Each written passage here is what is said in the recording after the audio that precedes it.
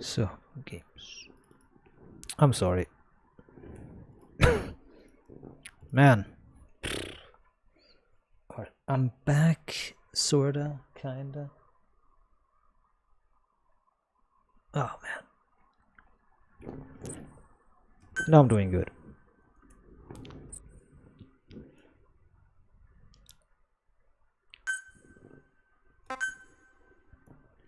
Always deny the virtual currency crap. Always deny the virtual currency shit.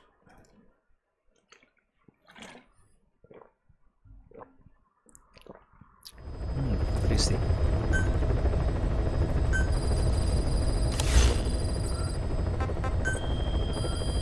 Please select a mission.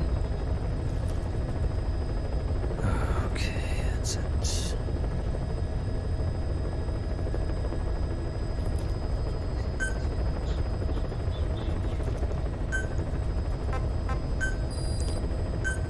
Unit dispatched. Alright, that's it.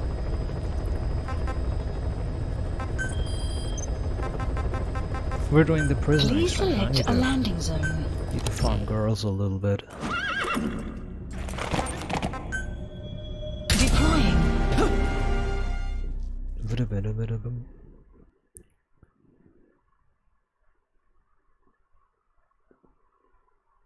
It just takes 6 minutes. It's just not much.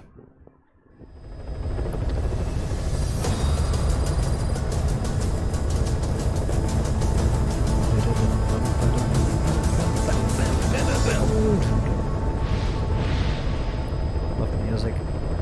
Music is not bad. The effects aren't bad. Nothing's bad. Everything's good.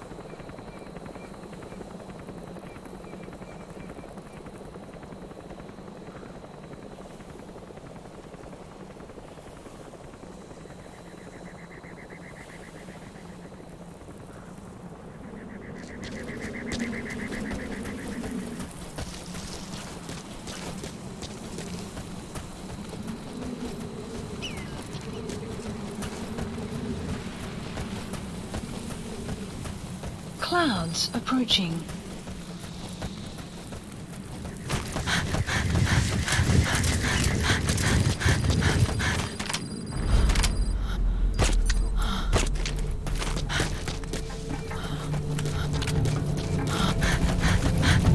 Wow, they barely didn't see her, that's good.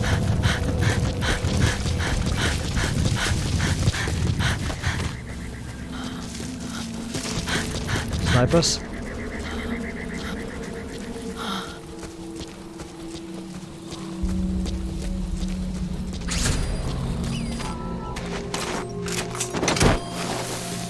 Don't you worry, girlie.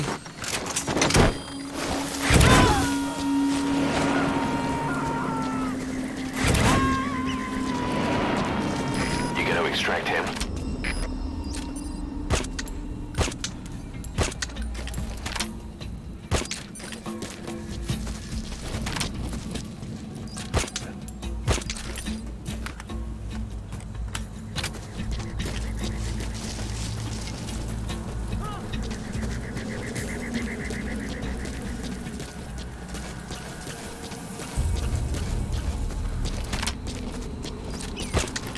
So funny is how the game also makes a difference between a sniper looking through the scope and one who has the gun like shouldered If the gun is shouldered, they don't give a fuck about nothing. They don't even notice it.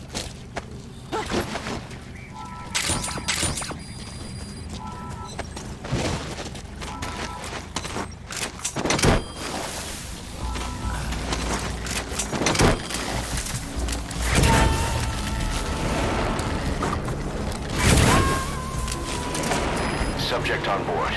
Leave the rest to us. What are you doing?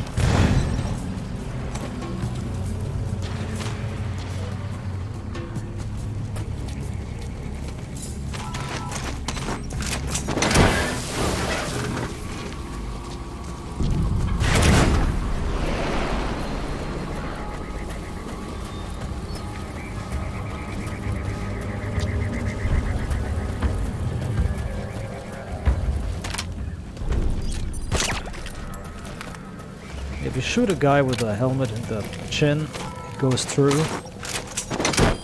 Because the helmet is, unlike other games, only covering the actual part of the body that it covers.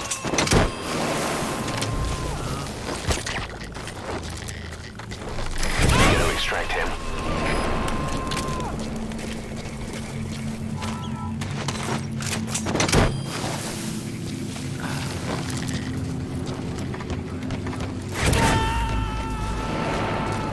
In other words, Subject on board. Leave the rest to us.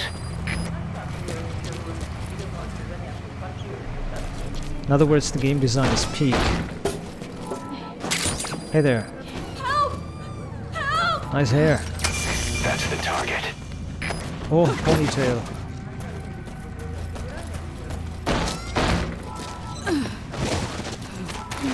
Come on, Missy. On your feet.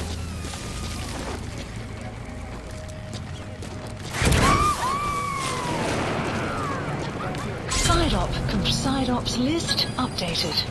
Okay, subject is in. Arrived at Mother Base.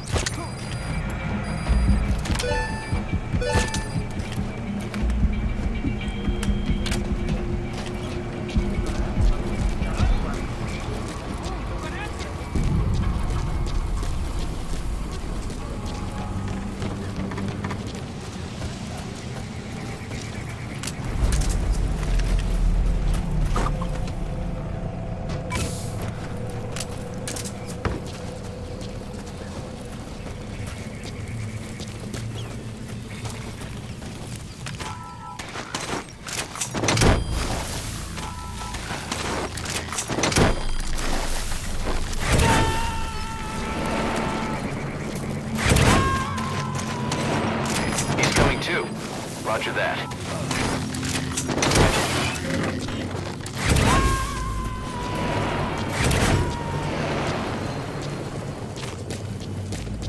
Subject on board.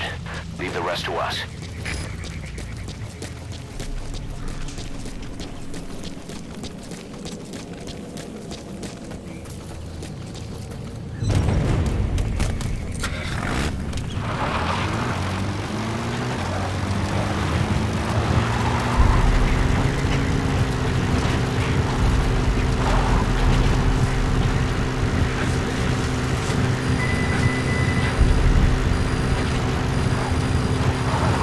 Extraction arrived at Mother Base.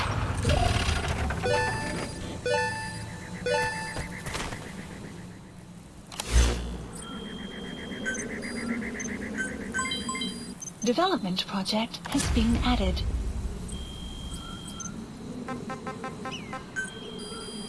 Please select a mission. Unit dispatched.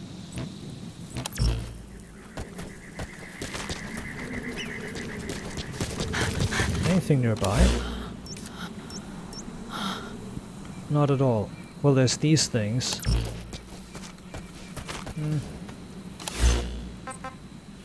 Support helicopter Roger. requested.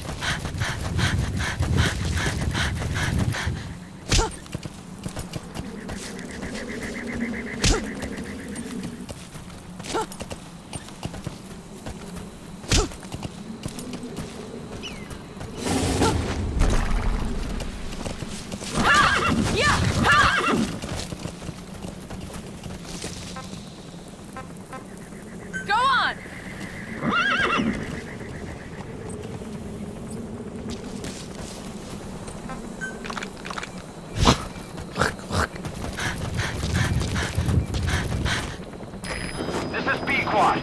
Arriving shortly at LZ.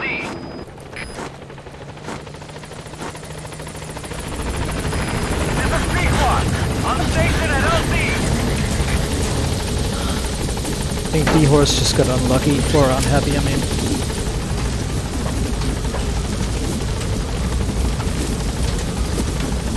Gaining altitude.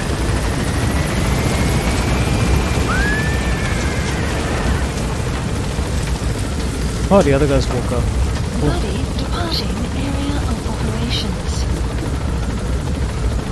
Departing. Alright. D-Horse just got a rank down, I think. Poor guy was beaten up hard.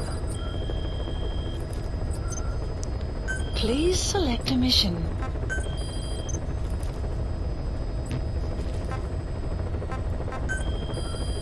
Please select a mission.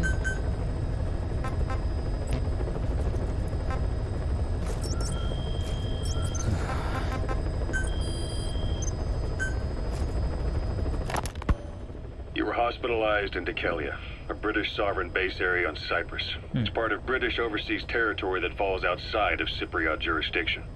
You got moved from Cuba's Little America right into Cyprus's Little Britain. Why Dekelia? The UK and the US remain close allies. The last place Cypher would think to look for you is inside their own system. That's what kept you safe in British military hospital for 9 years. The safest place from a whale is inside its own belly. You were a regular Geppetto. Well, it wasn't Pinocchio who led me out to safety. So who was that guy? Cypher went so far as to attack British territory, burning their own ally. That's how badly they wanted you dead. He said I was in a British military hospital. But the doctor had a Greek accent. They hire locally. Easier to trust them. Dekelia is also home to Greek Cypriots, after all. What about the Turks? They haven't returned to the south. Not yet. The Cyprus dispute is still a long way from resolved. The country is just as split as it was in 70... You were hospitalized? He said I was in a British military hospital. But the doctor had a Greek accent. They hire locally. Easier to trust them. Dekelia is also home to Greek Cypriots, after all. What about the Turks? They haven't returned to the south. Not yet. The Cyprus dispute is still a long way from resolved. It still goes on The today, country I is think. just as split as it was in 74. Turkish Cypriots in the north, Greek Cypriots in the south. Between them, the Green Line, the UN established. And Dekelia sits right on top of it. It does. Part of the buffer zone between the two groups. Another reason it was the perfect place to hide you. Easy to spot any outsiders snooping around. So how do things stand? Now, last year, the Turks declared that the Turkish Republic of Northern Cyprus is an independent state, though it's only Turkey that recognizes it. In the past, the Greeks and Turks lived side by side in the same villages. There are reasons to fight. Those came from the outside. Greece, Turkey, Britain, America, they all had their own stake in pitting the two sides against each other. But once you spark something like this, it's impossible to control. Right. Both sides build up grudges like debt, without the foresight to see that each act of revenge just fans the flames. Got it. And then it's too late for other nations to rush in with peace talks. The embers keep on smoldering. Each nation's arrogance only breeds anarchy. That is true. The world is paralyzed by this hunger for revenge. Cyprus is no different.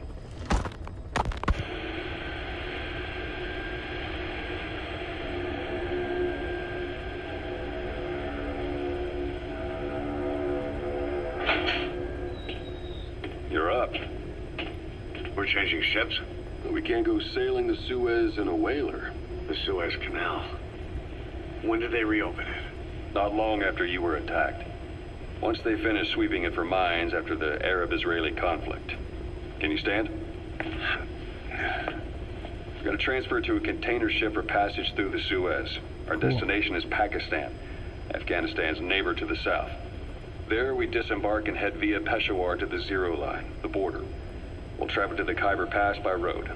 And then? We continue on horseback. Afghanistan's main roads are under Soviet control. We'll need to go around them. It'll be all narrow, winding paths through the mountains. We'll do better on horseback. It's a local guerrilla tactic. They use the higher ridges to avoid air recons. Then they charge down the mountains for ambushes. The Soviets still haven't devised a counter strategy. Our time frame is only half as much as we really need. It'll be a tough march. Better horses than boats. Well, it'll make for good physiotherapy. Take the time to get used to that new arm.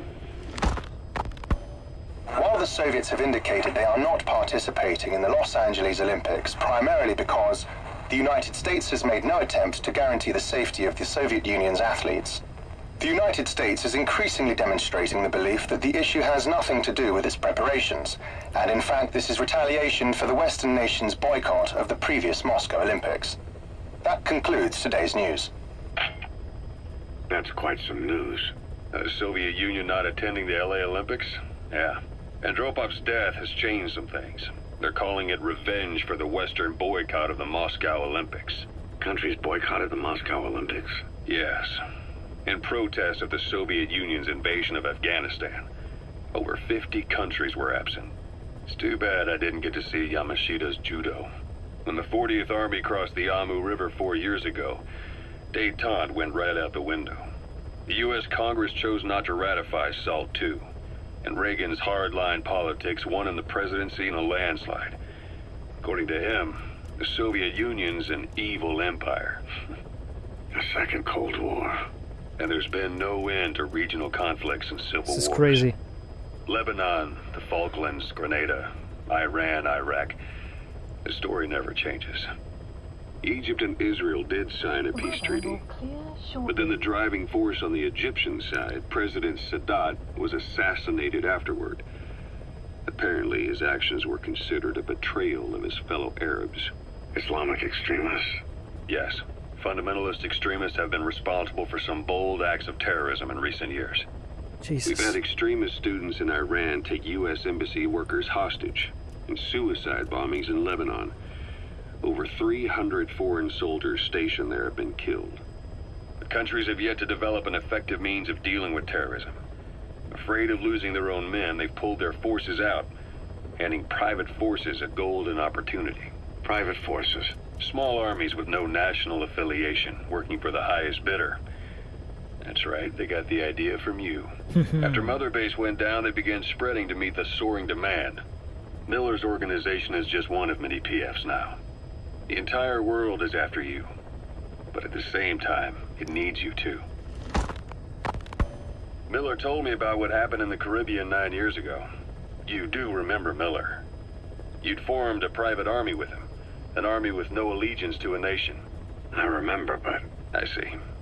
You're not sure what's fact and what's a fantasy caused by the coma. It's still all a mess, huh? All I can do is tell you the facts as they were told to me. I've gone easy on you up until now. But this is where the hard stuff begins. 1974, the year before you entered your coma. You were in Colombia, operating with a small unit of men. Basically mercenaries. Miller was among them. Miller was trying to find a way to turn his and your talents into a line of work. He was looking to start a business where you would fight on behalf of others around the world. Military Those who Sans needed Frontières. military force. But the reality was, at that time, you didn't have enough gear to equip your own men. Then Miller came across this client. It was a huge job he was offering, but you had a shot at pulling it off. You accepted it and headed into Costa Rica. The client even threw in an offshore facility in the Caribbean. The Mother Base, that would be your new base of operations. Miller sure did have a head for business. As your mission went on, your unit grew and grew. More weapons, more money. Before you knew it, you were commanding 300 men. Military Sans Frontières. As the organization got bigger, your military powers swelled to match. It got so the international community couldn't afford to ignore you. You were just too damn successful for your own good. You, your men, had worn out your welcome. Everyone was out for you. East, West, First World, Third. It was only a matter of time before someone took you down. Oh. And that was XOF. Officially, they're an anti-terror unit under the CIA. In reality, they're Cypher's private strike force. They lured you to Cuba using Chico, the Nicaraguan revolutionary kid. Paz. And Paz, a mole who worked for Cypher as bait. While you were gone, XOF, posing as a nuclear inspection team, stormed Mother Base. At the same time, C4 they placed on the strut legs went off. The whole thing went down in minutes. XOF. Kisses and hugs followed by a big FU. All because of Miller's blind spot. A back door into Mother Base no one suspected. You remember a certain scientist.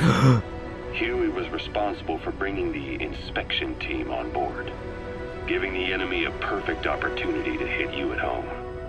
You were returning from Cuba when it happened. Mother Base came damn close to taking you with it into the Caribbean. Those of your men out on assignment returned right away. They refused to believe the wreckage in the water they found was Mother Base. But they checked the coordinates again and again. Shit. Until reality finally settled in. You were supposed to die that day. That was XOF's primary objective.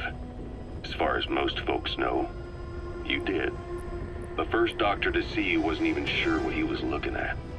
Before they'd even finished operating, your men moved you to that hospital in Cyprus. There was a woman named Eva who arranged that. Rings a bell, huh? Eva. Most men in your condition would have been written off right from the start. But you survived. You went straight down to hell, and they pulled you out. Your eye wide open. Full of venom. The days of Naked Snake are long gone. Venom Snake. Welcome back, Venom Snake. This world still needs you. Here, Snake, try this on. A prosthetic arm. Yeah, Miller was calling it the arm that wasn't there. The physiotherapy's going well. Your arm's bulked up enough for it to fit. There. Perfect. A little time with it, and it'll work better than the real thing. What do you think? How could that work? Huh. I can still feel my real arm. Well, you better get used to this one quick. You have any pain? Every now and then. Where? My fingertips. My left fingertips. Sounds like phantom pain. Your brain still remembers your old hand. Yep, that's Yeah. true. What about your vision? Can you see okay? Yeah, at the moment. Now, the shrapnel in your skull is pressing on your optic nerve. I'm told any hard impact could have an effect on your visual cortex. Yeah, the doctor mentioned that. Your brain might process visual information incorrectly. In other words, you could have hallucinations. You might see things that aren't there, or not see things as they really are. You experienced any of that? I think so. When? Right after I wake up, colors look faded. Colors, huh? Well, that's not a major concern in and of itself, but it could mean the difference between life and death in the field. You'll need to watch out for that. I will. All right. You should continue your physio. We'll be arriving soon. It's the last chance you'll get. Yeah.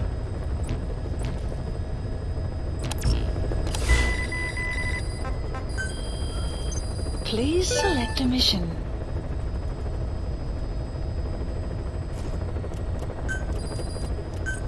Unit dispatched.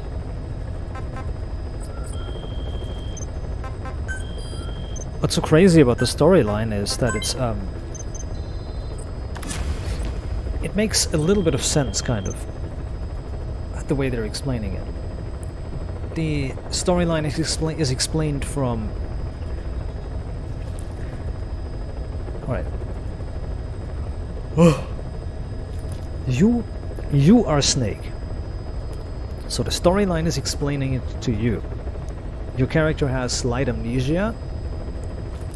But since you played, or the game assumes that you played all the other Metal Gear games, like not all the other, Metal Gear Solid 3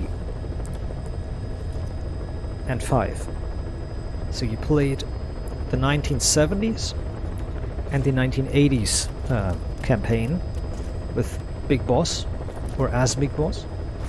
The game expects that, or you to know that, or not expects, but in other words, it explains it to you as if you know that, and if you know, then you do know. That's pretty cool. It's not a discussion between two people. It's a discussion between you, so to say. The player is Snake, so to say. That's I like that. It's pretty cool. Please select a mission.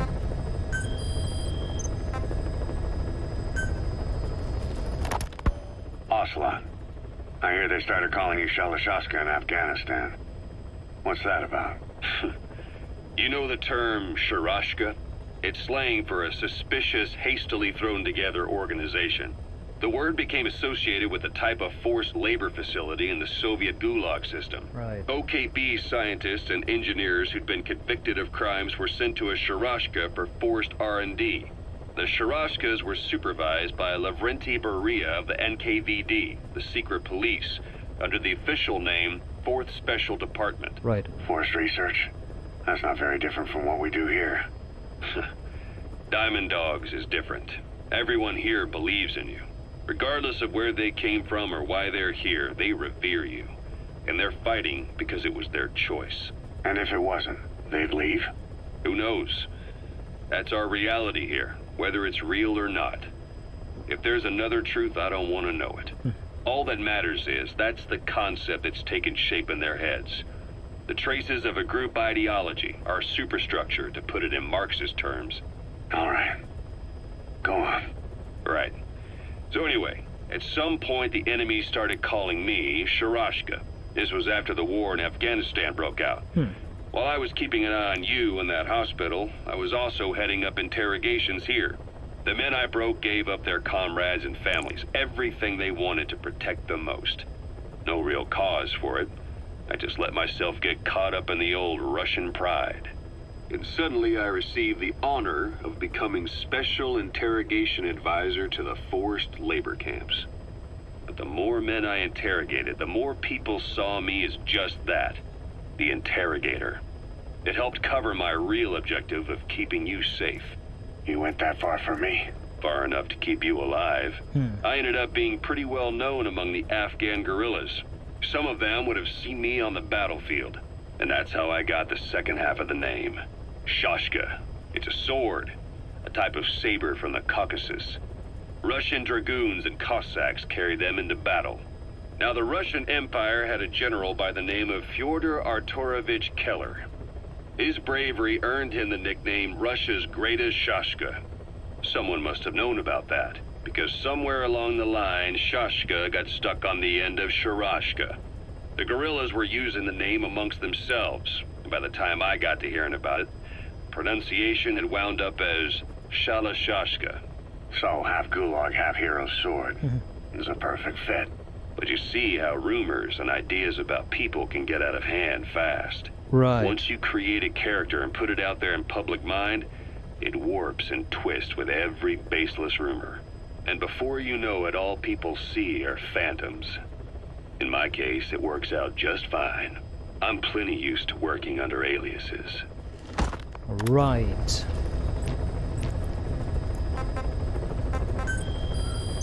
Please select a mission.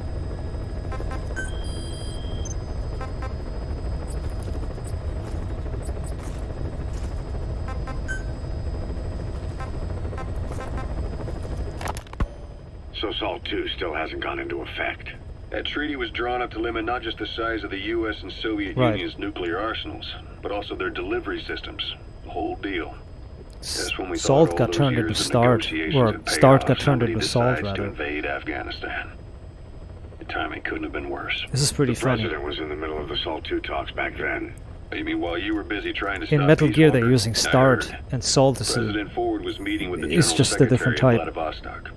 In his absence, the political brass in President America Ford. detected what they didn't realize was false nuclear launch data from This is Peace like a Walker. history lesson. They were on the verge of ordering a retaliatory nuclear strike. This is an actual Coleman's big history idea. lesson. Humans are incapable of destroying themselves. Turns out he never knew what humans are capable of. If that Sit differently, hold AI, on. I mean, the boss, hadn't found a way to stop the fake data transmission, they probably This would is have so gone crazy. ahead with the It's- launch. Deterrence was revealed as the pipe dream it was. All thanks to you. And her. And her. The U.S.-Soviet talks looked set to fall through. What happened in Nicaragua no doubt helped trigger a change of heart. But in the end, The times define the politics. When you've grabbed their tail, they turn and bite your hand. I first met you 20 years ago now. The place was Selenouyarsk in the Soviet Union.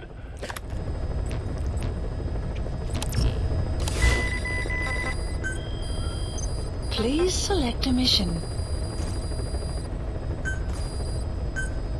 Unit dispatched.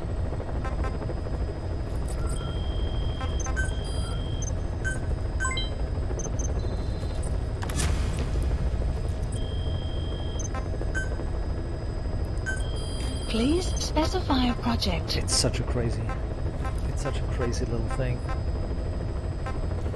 Like the storyline of this is like, that's what I always liked about Metal Gear. It weaves real life. It weaves real life together with absolute fiction. Know what I mean?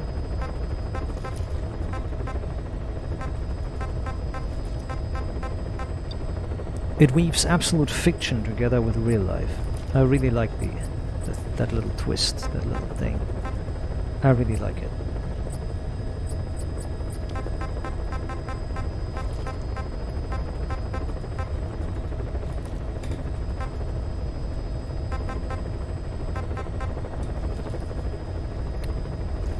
No anesthesia specialist anymore. Crazy. We don't have an anesthesia specialist. How do we get one?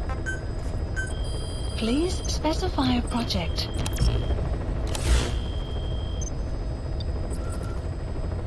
Please select a mission. An ARC blueprint.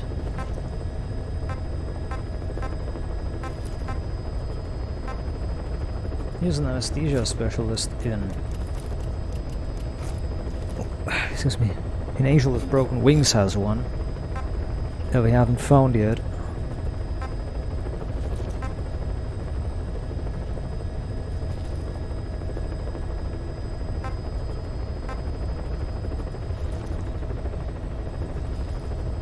Wait a minute, that's the things that are blue we haven't found yet, right? Right. So anesthesia specialist needs to be found. It was probably that one guy that we had. It was probably that one guy that we had. That one idiot that fell down and died. 100% that was the... 100% sure that was the guy. Please select a mission.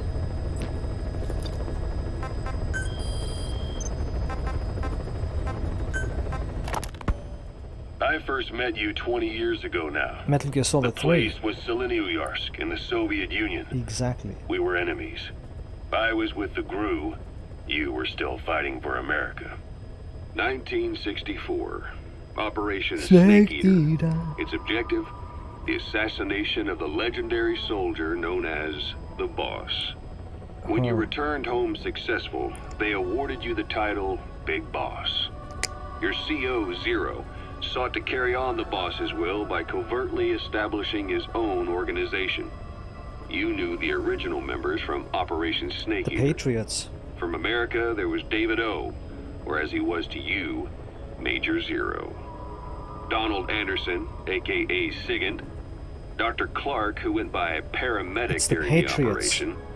And the fourth, you. From China, there was Eva.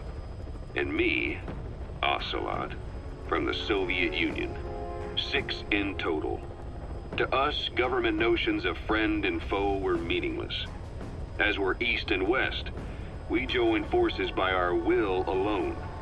Our objective was to fulfill the Boss's dying wish, to make the world one.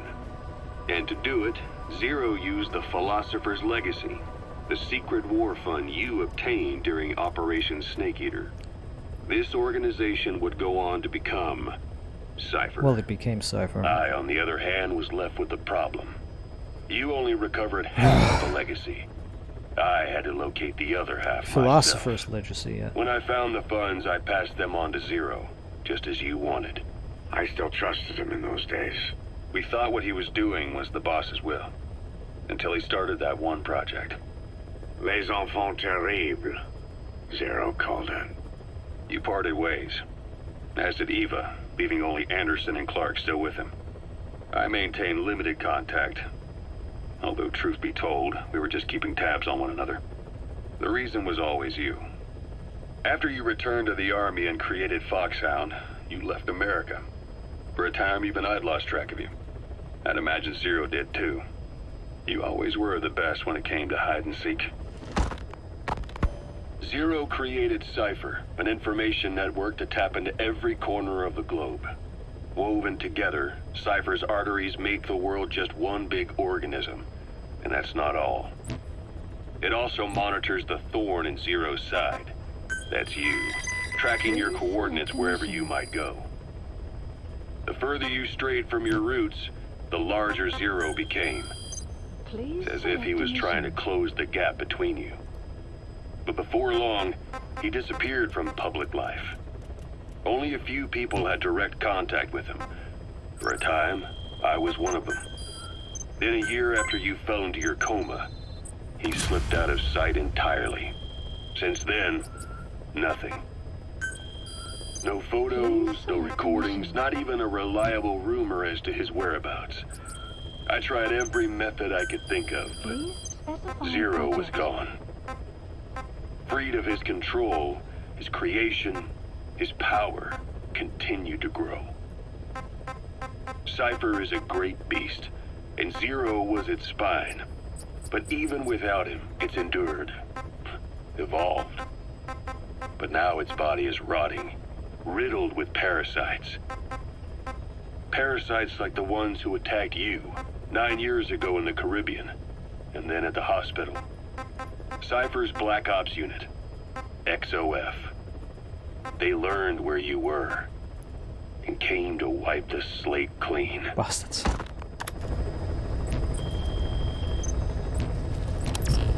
Check something, be right back. Oh, hook up my nose. Oh shit.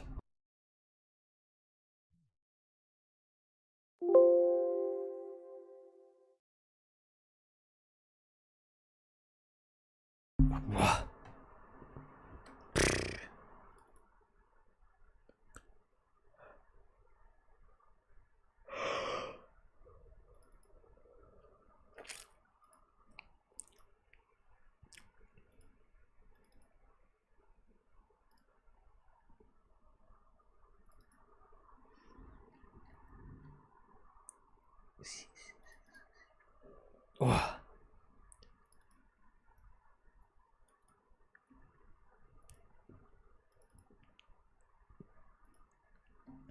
That was my nose itching.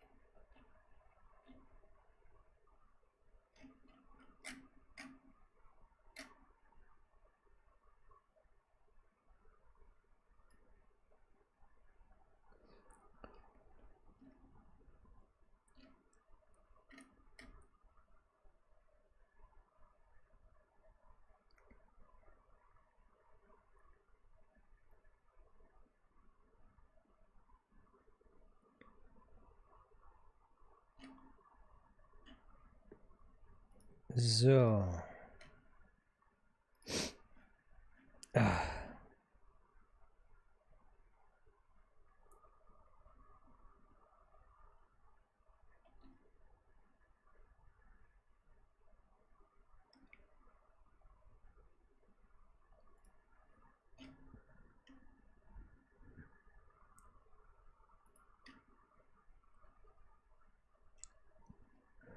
So.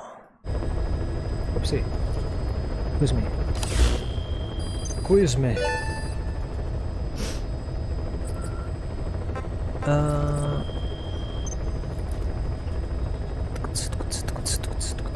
Yeah, I'm gonna go to bed, man. I'm really fucked up. Oh, now I'm getting sick too. This sucks ass. Ugh, I'm trying to